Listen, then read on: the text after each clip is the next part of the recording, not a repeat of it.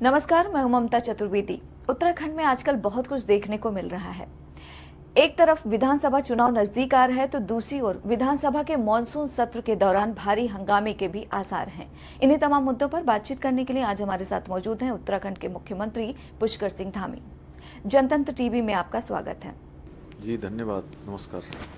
सबसे पहले आपसे मेरा सवाल है सर, सीएम पद ग्रहण किए हुए आपको 1 महीने बीत चुका है और देखा जाए तो आपने 50 से अधिक फैसले लगातार किए। इसके अलावा उत्तराखंड में तमाम दौरे आपने किए, दिल्ली तक आप लगातार व्यस्त रहे। लेकिन अगर सबसे बड़ी चुनौती की बात करें तो अभी तक आपको क्या लगता है कि आपके लिए सबसे बड़ी चुनौती कौन सी है?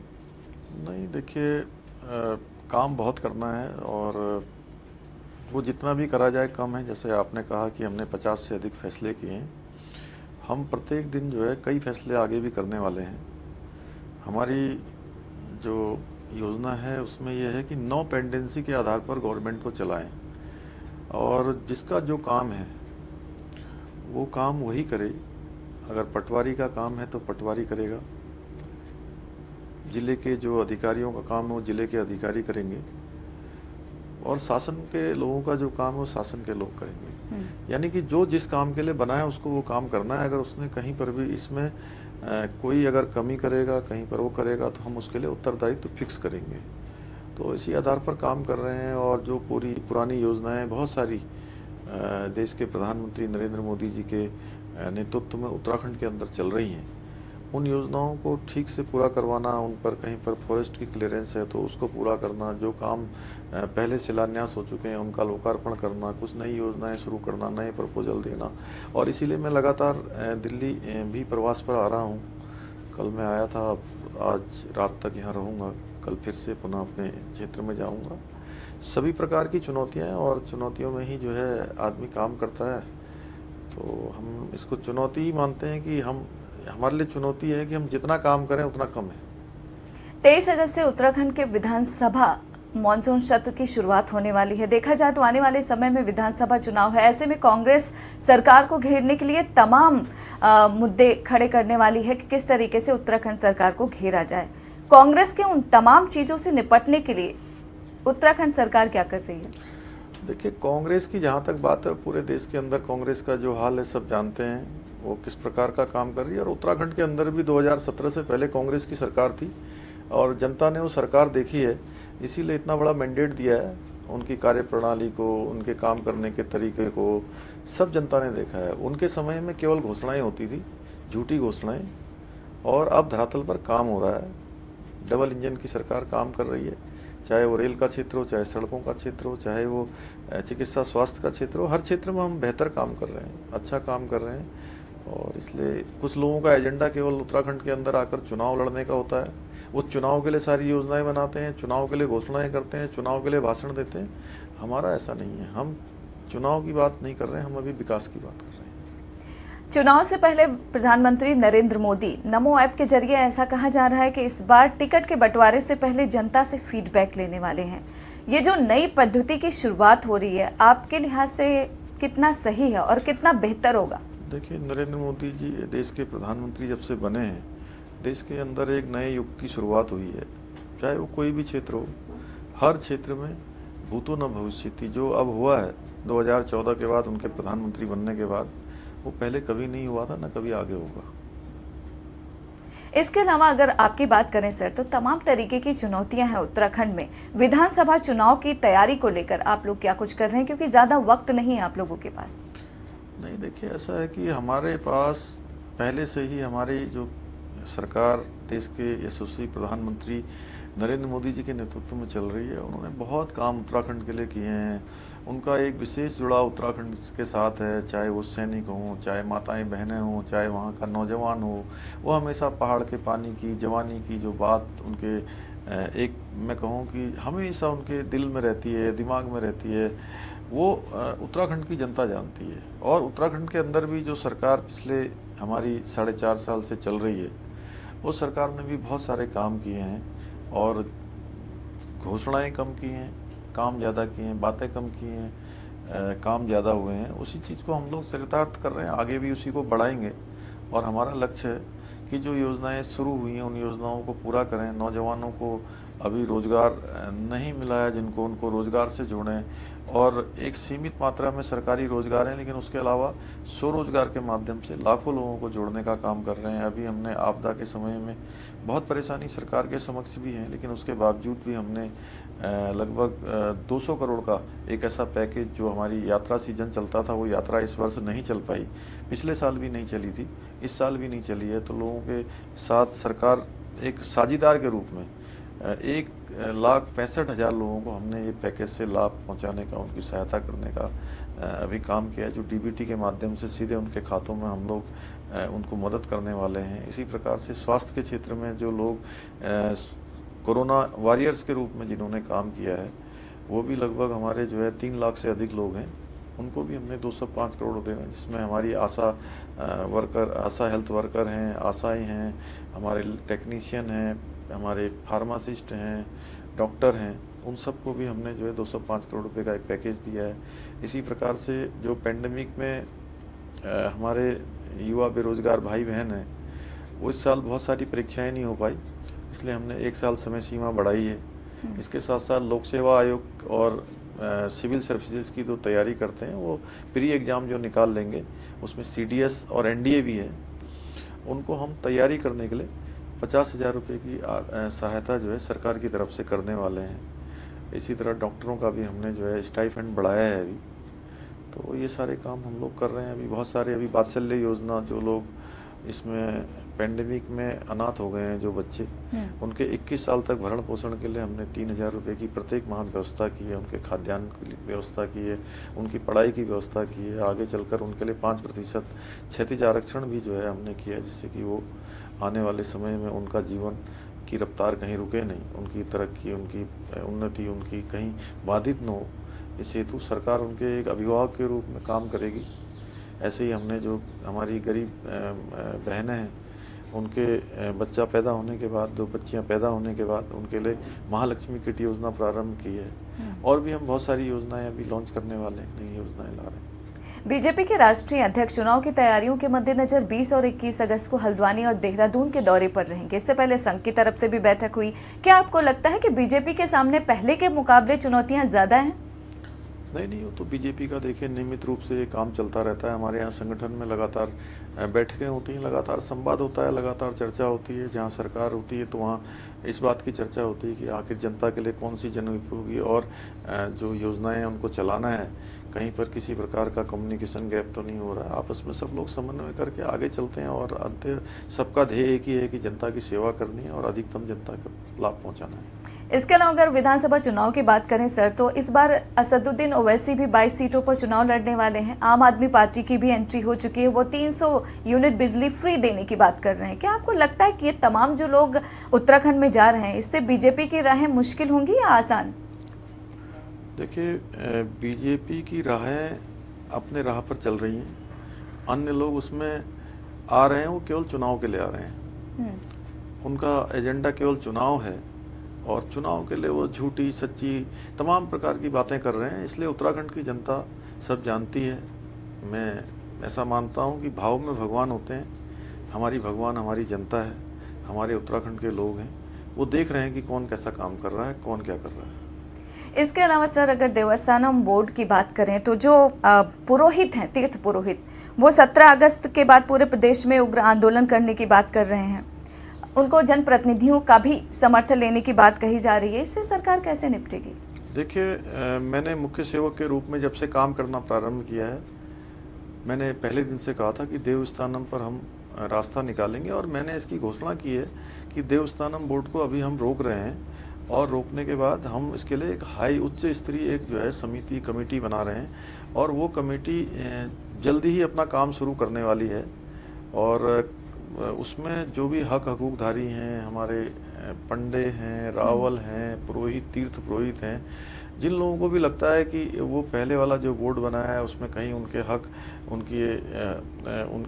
उनके अधिकार किसी प्रकार से प्रभावित हो रहे हैं, वो कहीं प्रभावित हो रहे हैं, तो हम उस पर सबकी बातें सुनेंगे, कमेटी सबकी बात सुनेगी और कमेटी उसमें एक सर्वमान्य हल निकालेगी। और किसी को हमारा परेशान करना, मंदिरों पर अधिकार करना, ये सरकार का काम नहीं है, मैं स्पष्ट कर चुका हूँ। इसलिए मेरा उनसे भी अनुरोध है कि वो बात के माध्यम से सब लोग आएँ और हम उसका रास्ता निकाल रहे हैं। किसी को अगर कोई परेशानी है उसमें तो बताएं, हम उसका हल निकालेंगे, हमारी कमेटी उसका हल निकालेगी, इसीलिए हमने कमेटी का गठन किया है।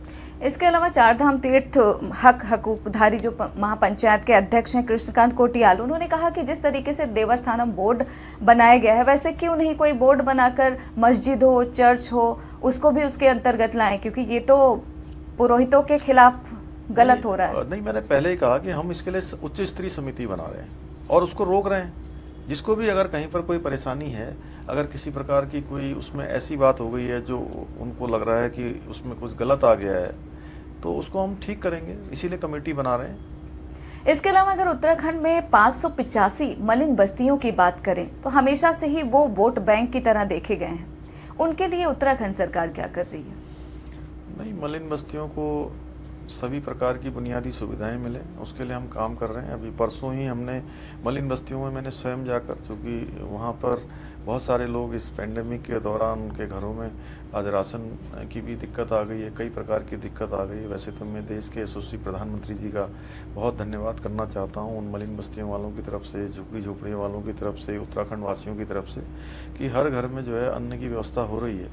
सीधे सीधे उनको अन्न पहुंचाया जा रहा है, 5 किलो प्रति यूनिट के हिसाब से उनको अन्न दिया जा रहा है। लेकिन उसके अलावा हमने भी ऐसे 50,000 लोगों को चिन्हित किया है कि हम उनको भी उनके घरों तक अन्न और उनके वैक्सीन जो नहीं लग पा रही है, वैक्सीन देने का काम कर रहे हैं। और हमारा प्रयास है कि उनको भी बुनियादी जो सुविधाएं हैं, जो ज़रूरी चीज़ें हैं, उनको भी प्राप्त हो, उनको भी वो सारी सुविधाएं प्राप्त हों जो मूलभूत, जो ज़रूरी होती हैं।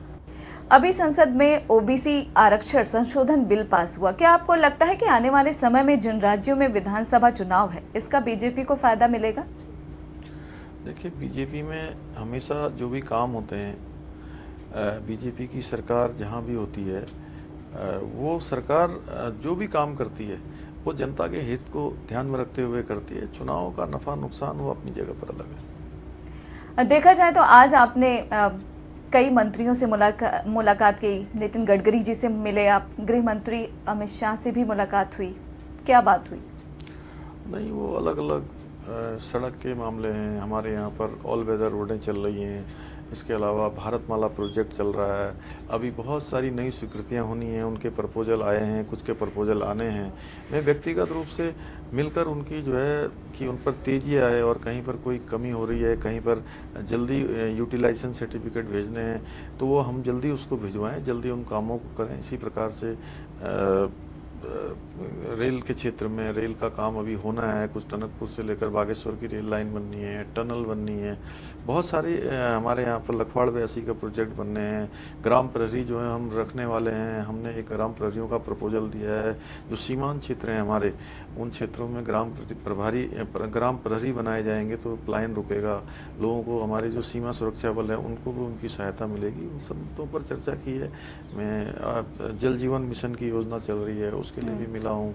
कहीं पर हमारा एक जखोली में सैनिक स्कूल एक बनना है, उसके संबंध में मैंने आज केंद्रीय रक्षा मंत्री जी से भी जो अनुरोध किया है। तो ऐसे मैं सभी से उन मुद्दों पर चर्चा कर रहा हूँ जिससे कि इन कामों में तेजी आए। अगर उत्तराखंड में ओबीसी आरक्षण की बात करें तो 14% पहले से ही था, अब 27% के लिए लगातार मांग चल रही है, तो क्या सरकार उसके विषय में कुछ सोच रही है? उसका हम लोग आकलन करेंगे कि क्या हो सकता है, कहीं अगर कोई कमी है तो उसको ठीक करेंगे। इसके अलावा देखा जाए तो उत्तराखंड में एक बड़ी समस्या है पलायन का। बेरोजगारी बहुत बढ़ गई है। पिछले 1 साल से कोरोना संक्रमण के चलते युवा वहां से दूर जा रहे हैं, दूसरे राज्यों का रुख कर रहे हैं नौकरियों के लिए। तो उत्तराखंड सरकार की प्लानिंग क्या है? नहीं, देखिए, ऐसा है, कोरोना में तो सभी लोग अपने घरों को वापस आए हैं और पलायन एक बड़ी समस्या है उत्तराखंड में। और पलायन के लिए हम लोगों ने मुख्यमंत्री स्वरोजगार योजना प्रारंभ की है और उस योजना में हम लाखों लोगों को जोड़ने वाले हैं। और अभी तक उस योजना में थोड़ा लोगों को परेशानी ये हो रही थी कि उनके फार्म जो है कई हजारों की संख्या में भरे जाते थे और सैकड़ों स्वीकृत होते थे। लेकिन अब हमने नई व्यवस्था की है। अभी 4 दिन पहले हमने इसके निर्देश जारी किए, आदेश बनाए हैं कि हर जिले में सीडीओ जो है उसके नोडल अधिकारी होंगे। एक जगह पर कैंप लगाया जाएगा और वहीं पर उनकी एप्लीकेशनें ली जाएंगी। वहीं पर उनकी स्क्रूटनी की जाएगी और वहीं पर उनको जो है जो लोन है वो स्वीकृत किया जाएगा। बैंक के लोग भी होंगे, यानी कि एक जगह पर पूरा जो है वो किया जाएगा, जिससे कि उनको कहीं इधर उधर चक्कर ना लगाने पड़े, लोगों को भटकना न पड़े। हम इसकी व्यवस्था सुनिश्चित कर रहे हैं। आपने अपने बायोडाटा में लिखा था कि आपको उत्तराखंडी जितने भी हैं उनके चेहरों पर मुस्कान लाना है। इसके अलावा आपने कहा था कि आप सरकार नहीं बल्कि साझीदार के तौर पर काम करेंगे। क्या आपको लगता है कि आपका ये जो निर्णय था कठिन था या आसान है? नहीं, देखिए, मैं कर्म करने पर विश्वास करता हूँ और हमेशा जो मेरे सामने है मैं पूरी कोशिश करता हूँ प्राणों प्रण से कि उसमें जो सबसे अच्छा हो सकता है, सबसे ज़्यादा मेहनत हो सकती है, सबसे ज़्यादा परिश्रम हो सकता है, वो ईमानदारी और मेहनत से करता हूँ। तो उस काम को करता हूँ, इसलिए मैंने लिखा है और वही मेरा उद्देश्य है जो मैंने लिखा है। इसके अलावा अगर उत्तराखंड की बात करें तो क्योंकि आप सत्ता में हैं तो जिम्मेदारी भी आपकी बहुत ज़्यादा है जनता के तमाम सवालों के जवाब देने की। जिस तरीके से पिछले 1 साल से पूरी जनता सफर कर रही है, आने वाले समय में विधानसभा चुनाव है, जनता को कैसे समझाएंगे विकास कार्यों को लेकर? नहीं, देखिए, ऐसा है कि उत्तराखंड की जनता बहुत समझदार है, बहुत अच्छी तरीके से जानती है कि सरकार कैसा काम कर रही है, हम कैसा काम कर रहे हैं, हमारा काम करने का भाव क्या है, भली भांति जानती है। और उत्तराखंड के हित में जो निर्णय भारतीय जनता पार्टी की सरकार में हुए हैं वो अन्य सरकारों में संभव नहीं है।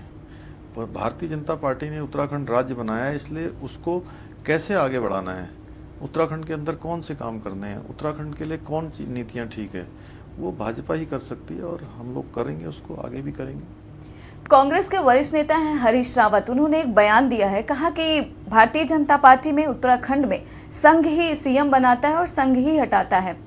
इसके अलावा उन्होंने कहा केवल कांग्रेस ऐसी पार्टी है जो लोकतांत्रिक है। आप इस बयान को उनके कैसे देखते हैं?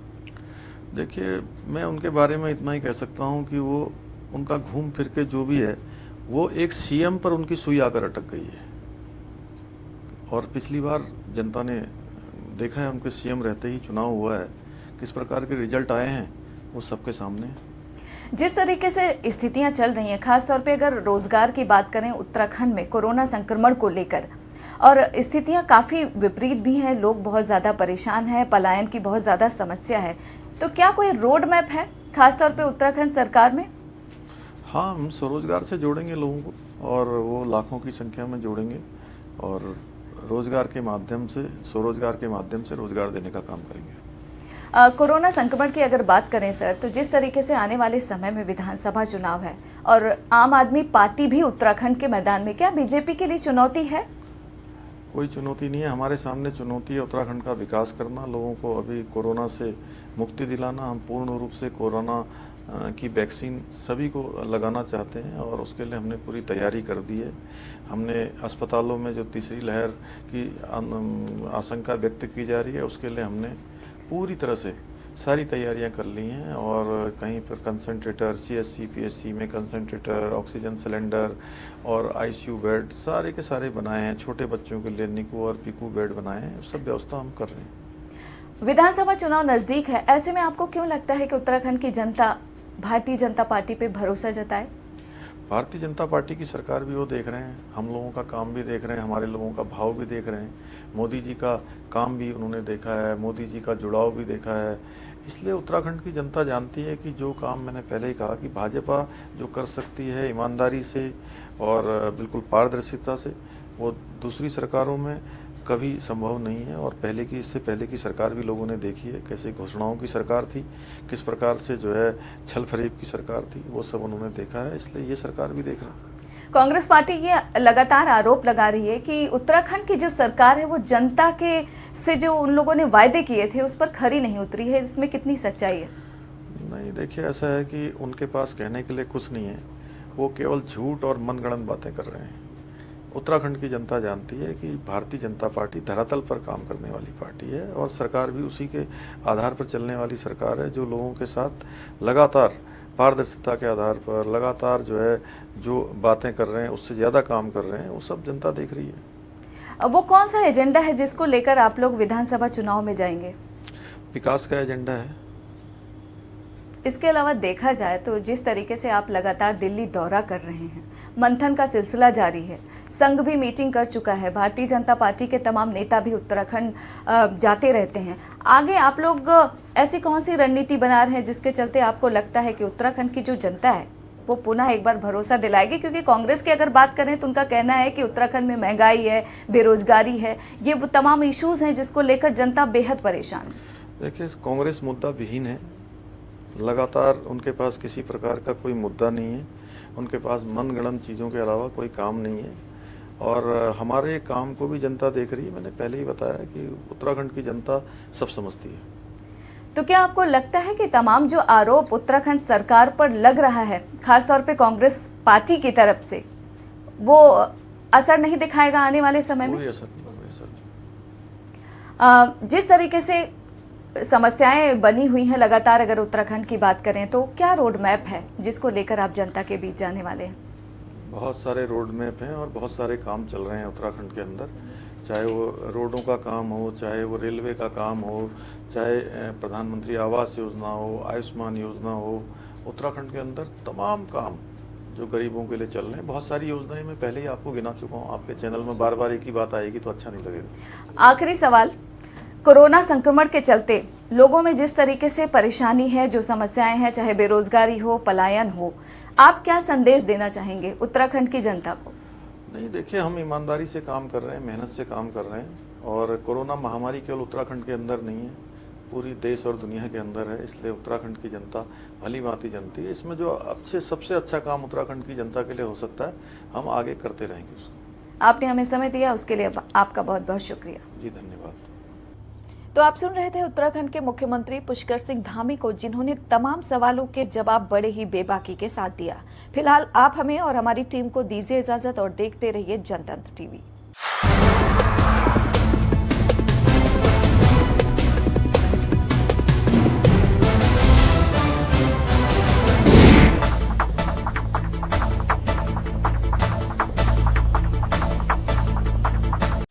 खबरों के निष्पक्ष विश्लेषण के लिए सब्सक्राइब करें Jantantra TV and press the bell icon. Never miss any update.